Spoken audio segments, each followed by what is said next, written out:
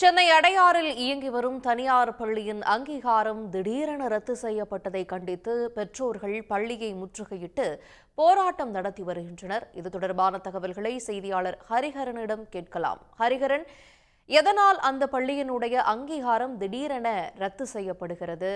பாதிக்கப்பட்ட பெற்றோர்கள் சொல்றது என்ன? மாணவர்களுடைய நிலை இப்ப என்ன?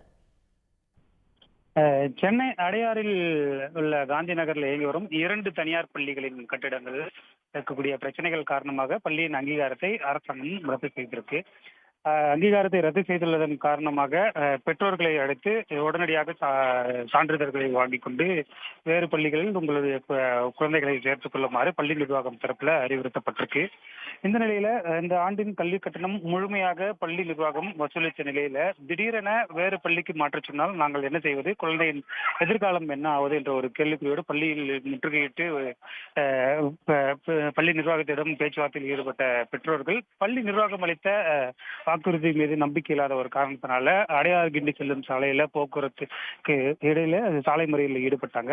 அதனைத் தொடர்ந்து காவல்துறையினர் மற்றும் வேளச்சேரி சட்டமன்ற உறுப்பினர் அசன் மௌலானா வருகை தந்து பள்ளி நிர்வாகம் மற்றும் பெற்றோர்களிடையே பேச்சுவார்த்தையில் தற்போது ஈடுபட்டு வருகிறார். தற்பொழுது சாலை மறியல் விலக்கிக் கொள்ளப்பட்டு பள்ளியில் இருக்கக்கூடிய இடத்துல பெற்றோர்களிடையே தொடர்ந்து பேச்சுவார்த்தை நடத்தி வருகின்றது. அதாவது மாணவர்களின் கல்வியின் எதிர்காலத்திற்கும் எந்தவித பாதிப்பு இல்லாதவாறு தங்களுக்கு எழுத்துப்பூர்வமான நடவடிக்கை வேண்டும் என்ற ஒரு கோரிக்கையோடு பெற்றோர்கள் தொடர்ந்து பேச்சுவார்த்தையில் ஈடுபட்டு வருகின்றனர். உடனுக்குடன் செய்திகளை தெரிந்து கொள்ள சன் நியூஸ் பெல் ஐகானை கிளிக் பண்ணுங்க.